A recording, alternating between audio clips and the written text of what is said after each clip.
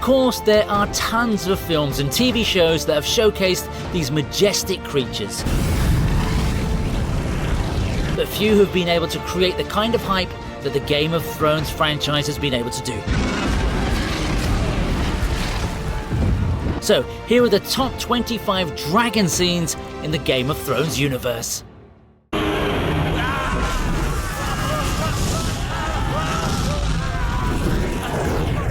Yep, I'm kicking off my list with a nice little cooking class for Laenor Velaryon, hosted by none other than his buddy Sea Smoke. He comes in at the right time as well, with Daemon not looking in the best condition as he takes on the enemy during the Stepstones battle. The simple sight of Laenor arriving on a white dragon which burns the living daylights out of all his opponents is a brutal yet exceptional display of power. Of course, Sea Smoke does more than enough to prove why he's a great asset to have in battle, but it's his master who totally steals the show with his excitement and passion. It's almost as if he was waiting for this moment for his whole life. Just listen to how he goes woohoo, while Sea Smoke picks up one of the soldiers and throws him into oblivion.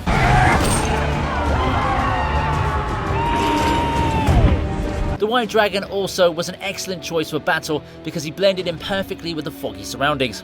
Also, while Laenor may look like a total fanboy, I think his excitement is warranted because he's not ever gone out to battle before.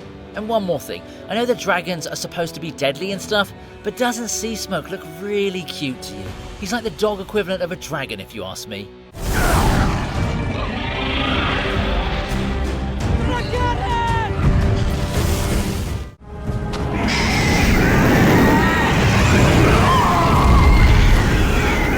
I did just mention how Sea Smoke looked really cute, so here are 3 baby dragons that are as cute as these beasts can get. Of course, since this list mainly covers power demonstrations, I also have to point out the baby dragons are pretty deadly as well. Just take a look at what happened to Piach Pri at the House of the Undying. I know you've got magic and stuff, but was it really a good idea to chain up the woman who's known as the Mother of Dragons? On top of that, did you not bother to safeguard yourself against a potential flame attack? You're literally threatening Daenerys Targaryen in front of her little kids. Surely you would have at least anticipated a hissy fit, right? Well, I'm glad that Piach Pri was an idiot because this display of flames was pretty epic. Burning down the opposition with 3 combined fire attacks was a super badass flex. It's a shame that we never got to see Drogon, Viserion and Rhaegar uniting their flames when they became fully formed adults. Now that would have been a Godzilla level blast. Man, the production of the earlier Game of Thrones seasons used to be so immersive. The soft magic, the mystery, the eeriness, history lurking in every scene. It was just peak television.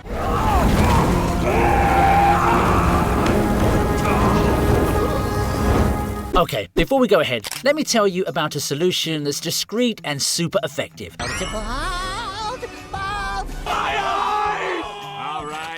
Keeps. Yeah, that's right. If you don't know already, 2 out of 3 men start experiencing male pattern baldness by the time they hit 35. So, to counter this, Keeps offers both of the FDA-approved hair loss treatments, and they also offer a 2-in-1 combination of them both. Plus, with discreet packaging, personalized treatments by licensed medical providers, and flexible delivery options, even Thanos would want to subscribe to Keeps. Personally, I started to worry a bit when I spotted the early signs in my own hair, but I ran into Keeps at the right time and snapped those problems away with the Infinity Stones of hair loss treatment. Trust me, these guys know exactly what they're doing. Most men notice results within as little as 6 months of starting their treatment with Keeps. Not just that, Keeps has catered to over 1 million men over the past 6 years and have 5,000 5-star reviews. Keeps also has decided to do you a solid by offering a free goodie to TV Regent fans. Just head over to keeps.com/theTVRegent to avail the special offer and rid yourself of hair loss issues before you turn into the next Vin Diesel. You want to know what's deadlier than a dragon? A freaking zombie dragon. After the Night King uses his powers to revive Viserion, he transforms into an undead beast that breathes blue fire. Yeah, just when you thought things couldn't get cooler with these creatures, they go another step further. Viserion's powers are put to the test almost immediately when he's tasked with destroying the famed wall of the Knight's Guard, and he doesn't disappoint. It's a lengthy scene, but deserves praise for every single second as we get to witness total annihilation from an extended fire blast attack. Viserion looks super intimidating, and so does the Night King, who's riding his new pet like a total boss man. Bruh, I wish these dragons were Pokemon. Can you even imagine how easily I'd be able to catch them all if I had one of those bad boys?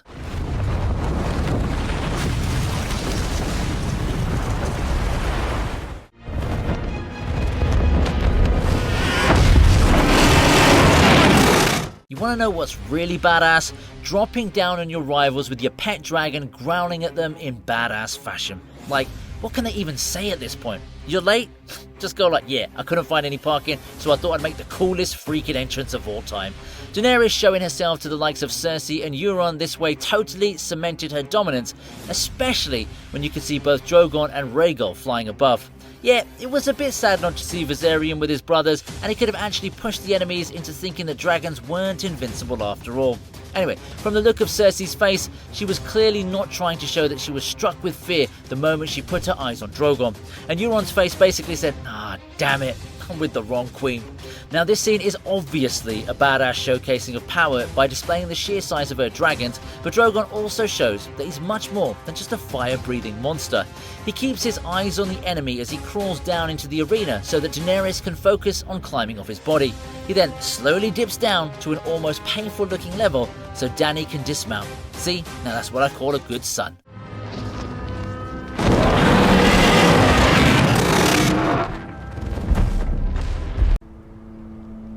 So I'm presenting you with a choice.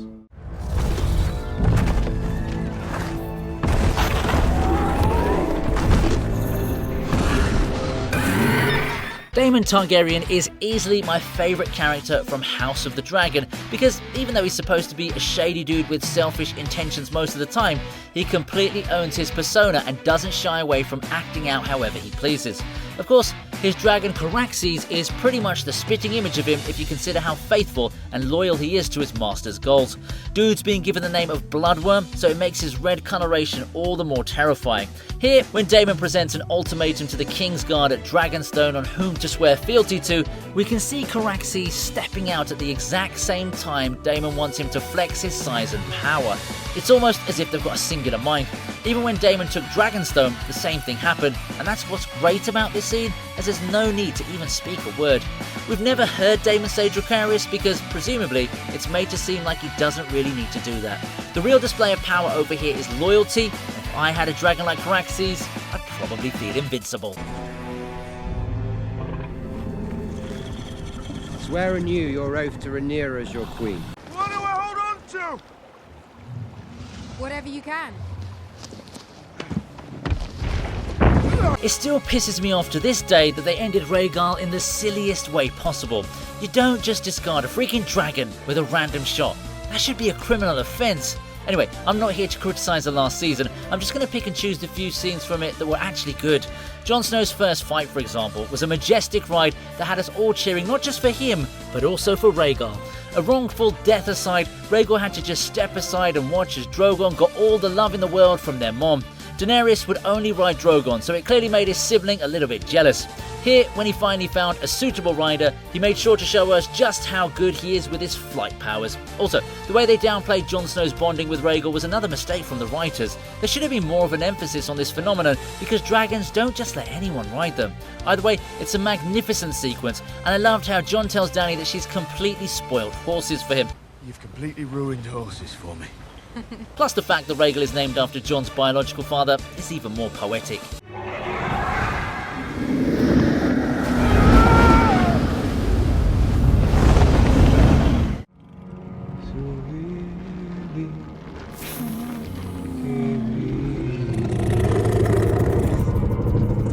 Look, I know that Daemon technically can't claim 2 dragons to himself, but even so, his scene here with Vermithor was pretty epic.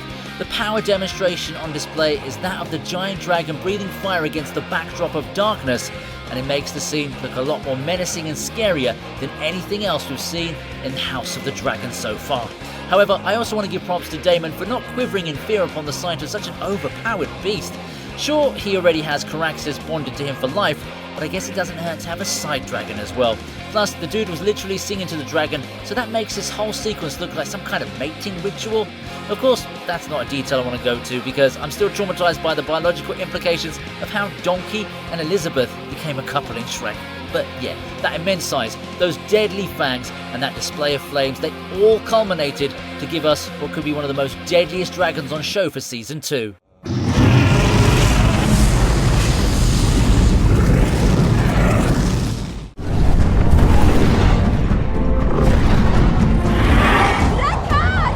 Dragons are mainly known for breathing fire, but the power of flight is something that you shouldn't at all underestimate.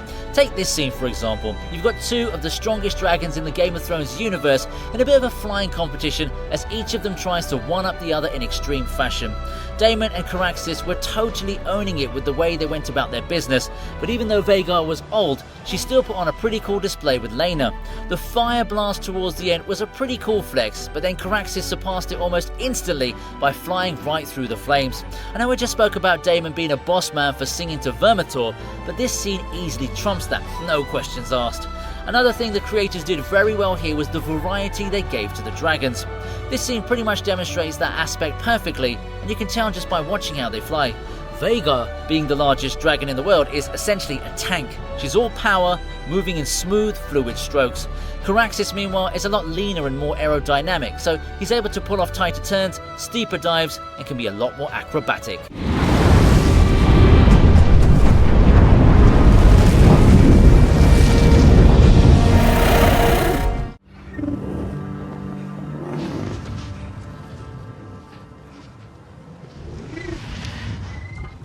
Seeing a dragon as epic as Drogon landing in front of you has got to be one of the most intimidating experiences of all time. The entire sequencing here is made to lead up to the actual highlight though, which is when Jon Snow lays his hand on the mighty beast. It's a beautiful moment because Drogon realises that Jon is one of them. Just look at the detailing of his eyes. A lot of people probably may not have noticed, but the switch in Drogon's eyes from a constricted pupil to a dilated pupil was meticulous craft at its finest. This showed a change in emotion from anger, anxiety, or attack mode to a calm, relaxed mode. A round of applause for the animators for that one, because you don't get this level of output nowadays. Also, just imagine how Drogon must have been feeling at this time. He must have been like, "Ah, I'm a dragon, bow down to me, you puny human." And then after sniffing Jon, he would have gone like, "Hey, wait a second, you're one of us." But the worst part had to be when he figured Daenerys was bumping uglies with her own nephew. Yeah, no wonder he was ready to burn down everything in Season 8.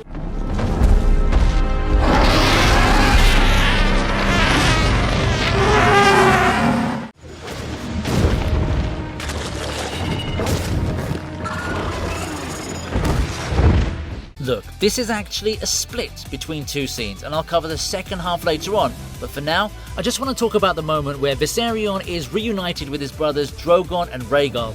Of course, it's not the same Viserion anymore because he's a freaking zombie dragon right now.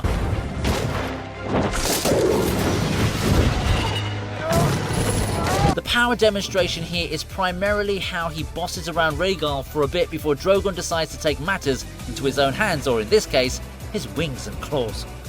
Seriously, I'd like to think that Viserion and Rhaegal are more evenly matched as normal dragons, but the zombie edge may have made things a bit too difficult for the third sibling.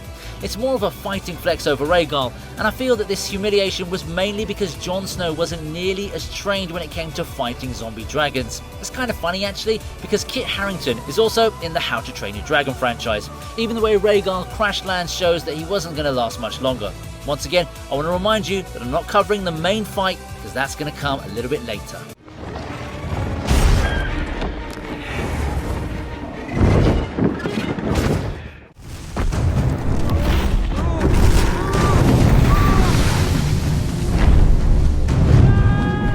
Aemond Targaryen is yet another brilliantly written character, and his vulnerabilities are exposed over here as he tries to ride the largest dragon of them all. Yep, you guessed it, Vhagar. The scene starts off on an ominous note as Vhagar clearly doesn't want this kid-looking person to ride her, and she even opens her mouth for a neat fire blast, but thanks to the magic of dragon language, she manages to hold back.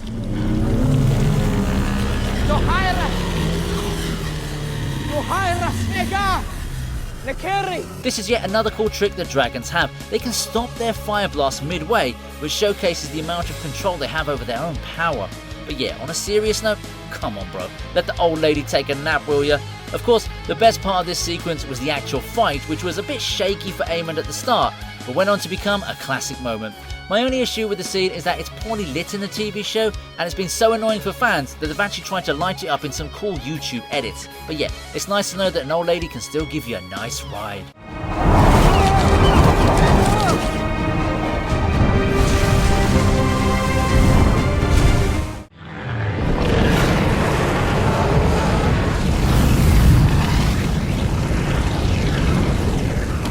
The series finale left the majority of the massive fan base, disappointed, and I suppose that's putting it lightly.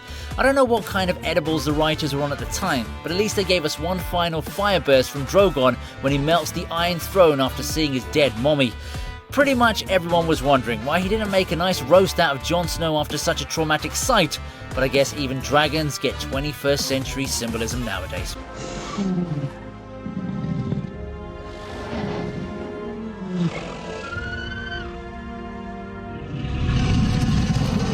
Anyway, the fire blast was a sight to behold, and you can clearly see the irony of seeing the Iron Throne melt away after 8 seasons of bloodshed. Man, they made Drogon look so deep and philosophical here, it made me wonder if he was the inspiration behind Smart Hulk. Anyway, it looked like the mystical beast had enough of the showrunners by this time, so he takes his mom and flies away, hoping never to be called back for any of the sequels.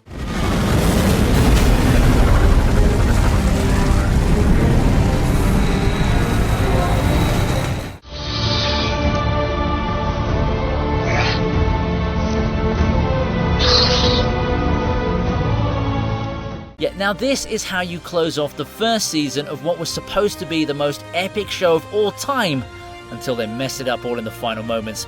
Regardless, the birth of the dragons is an all-time high for the show, because it shows us that Daenerys is indeed immune to fire, and it also tells us that the CGI budget is going to increase like crazy moving forward. Seeing those 3 cute little babies popping up like that was a great way to officially crown Daenerys as the mother of dragons. And if we're being honest here, this is the beginning of her life as a true Targaryen queen. The power on display was from the human, but it was boosted by the fact that she could control 3 freaking dragons. Also, to have been able to pull off such an achievement after so many years was nothing short of legendary.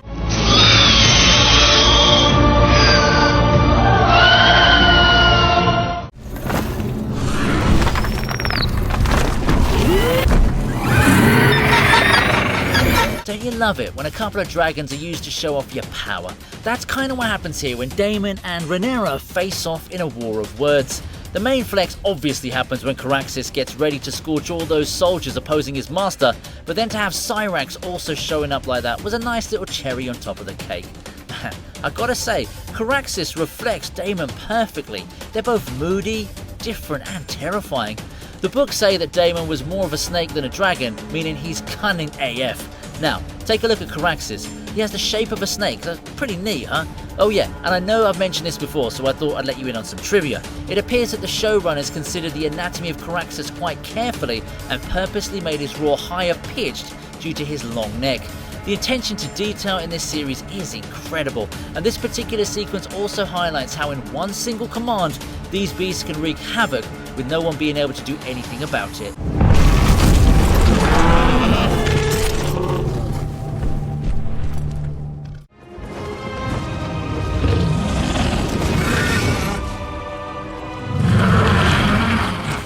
Here's a little tip. Don't ever threaten someone who owns 3 freaking dragons.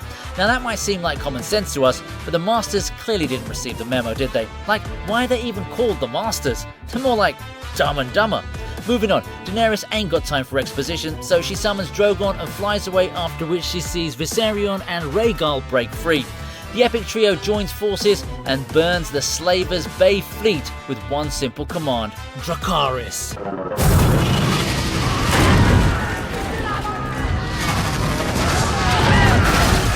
Man, the way they demolished those ships would make anyone piss their pants.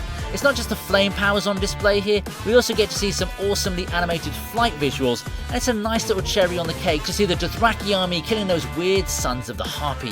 I never got those guys, to be honest. Were those masks supposed to be a part of some kink game?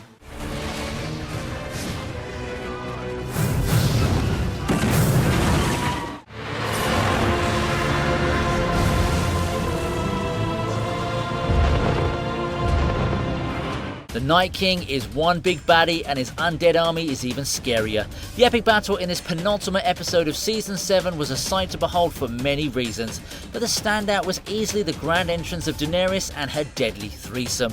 The dragons put on an impressive display in front of the undead army by burning them to shreds, but the Night King still manages to nab Viserion. That was probably the only low point of the scene, because the rest of the visuals were too freaking remarkable.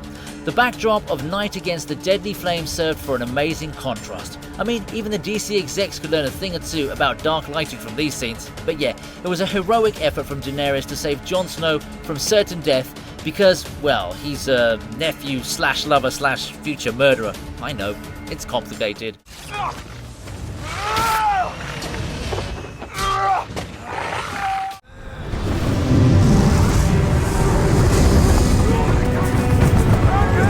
Yep, this is the most badass entrance of any dragon I've ever seen so far in the show, and its timing is just too good to ignore. The way Daemon shows up with Caraxes in the middle of the crab feeders battle was of epic proportions, and the burning down of those enemy soldiers further proved why you shouldn't mess with people who can control such monsters. Where are you? I'm gonna feed you to your own crabs! Where are you? It was a little funny to see that poor soldier getting stepped on right as he was cheering for Daemon, but yeah, the constant fire blast really lit up the scene. Sure, there were all those arrow attacks later on, but they didn't do anything to harm Caraxes. The only reason he flew away was because his master Daemon was in trouble, and it goes on to further prove why this dragon's loyalty is just on a whole other level.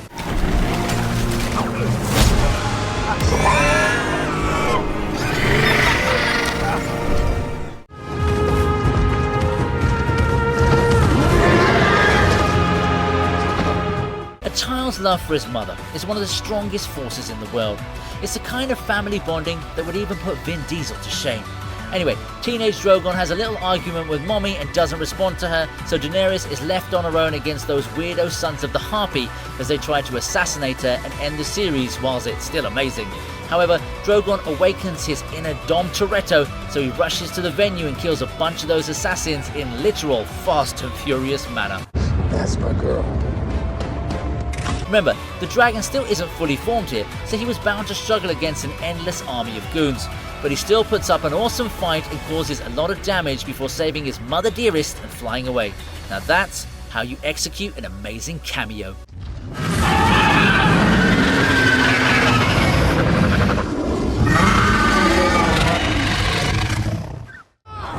Dracarys.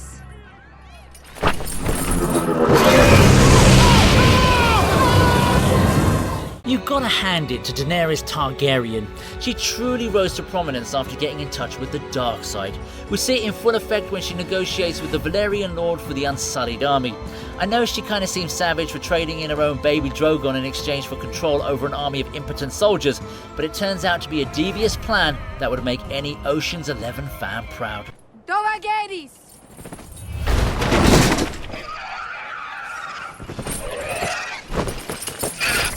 She orders her son to Dracarys, that mofo, and the little cutie does so with ease. Man, he roasted that clueless schmuck faster than KFC grills my burgers. It's also pretty terrifying to imagine a little beast that's capable of such devastation. See, this is a more accurate use of the term Brightburn, not an evil super baby. Zaldrizes buzdaris kosdaur. Itraji valire.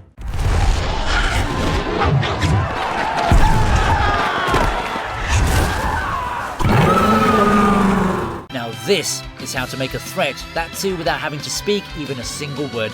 Rhaenys had been a rather quiet character up until this point, but oh boy, was it worth the wait or what. Making her entrance with her dragon melees, aka the Red Queen, was so badass that everyone was pissing their pants and trying to make it for the exit. Doing this in the middle of Aegon's freaking coronation was even more badass. It was a bit odd that Rhaenys decided to spare both Aegon and Alicent despite casually killing dozens of people in the middle of her landing. However, she was here to make one statement: you're only alive because I say so. Man, the way Melee simply unleashing her flames was as captivating as it could get, because all of us were just out here thinking, yeah, these guys are toast. Rhaenys really is the queen who should have been, and this proves that point without a shadow of doubt.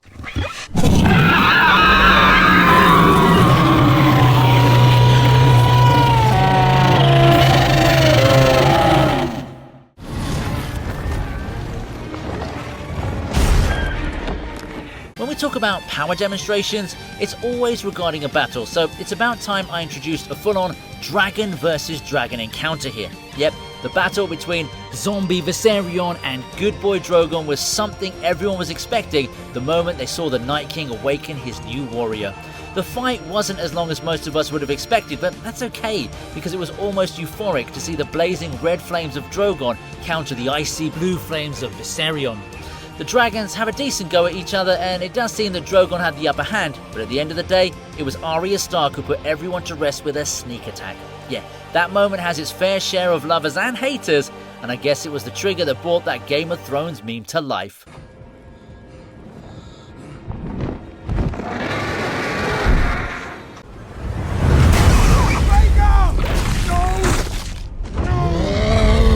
This was by far the best scene involving dragons in Season 1, and we finally get to see Vhagar showing off why she's one of the deadliest beasts to have ever existed in this universe.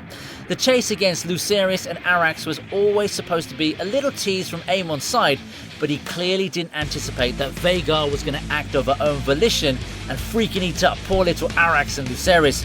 The flight sequences were pretty cool and all, but I think it's safe to say that the final crunch wasn't in the script. Of course, I also need to point out the fact that Arrax tried to be a bit sneaky with that fire blast, so he should have been expecting a retort.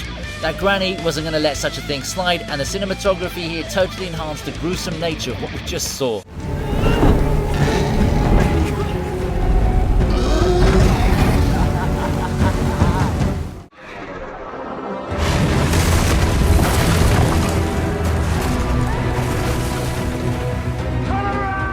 Okay, so just to be clear, this is the first half of an extended battle because it would have been unfair to clump so many moments into just one entry.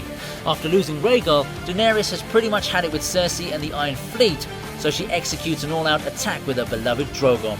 And man, does he put on a show or what? Drogon swoops in and makes light work of the entire fleet by taking down all battleships in just a matter of seconds. I mean, judging from Greyjoy's expressions, the dude looks just as terrified as Courage the Cowardly Dog. So, you know the Dragon Boss ain't messing around. I gotta say, those flames make even the Human Torch look like a matchstick in front of the overpowered dragon. Drogon ain't done though, so you've got to wait a little longer till I complete this sequence. Not that long though, this is the TV Regent, not GTA 6.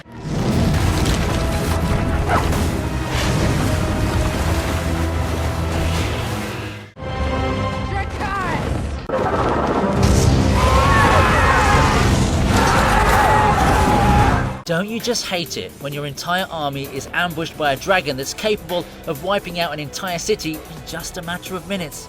Yeah, I'm sure Jaime Lannister can relate. His troops are having a normal day, minding their own business, till things take a fiery turn when they're attacked by the Dothraki army and Drogon. There's a lot of bloodshed in this scene, but the highlight once again is the dragon breath that pretty much destroys all of the Lannister army's weapons. Man, I've seen a lot of dragons across movies, TV and even anime, but Drogon is easily a top-tier monster. I'll give props to Jaime for still trying to kill the Dragon Queen, but come on, we all know how stupid decisions end. Just ask Ezra Miller. I'm sure he knows what I'm talking about.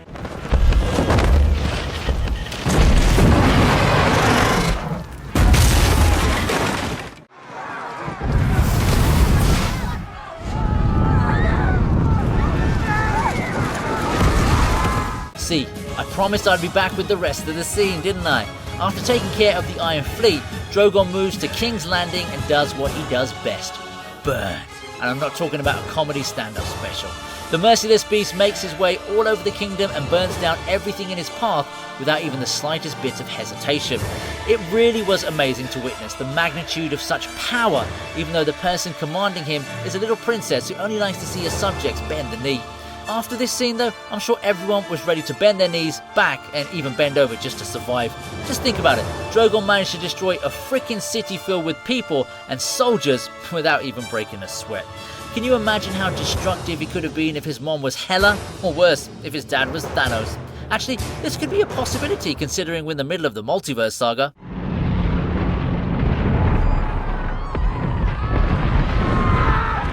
Once again, thanks to Keeps for sponsoring this video and for the free hair product. Hair loss stops with Keeps. For a special offer to get started, go to keeps.com/theTVRegent or click the link in the description. That's keeps.com/THETVRegent. Regent. Hope you like this video, please subscribe to the TV Regent, and here's another video that I know you're going to enjoy.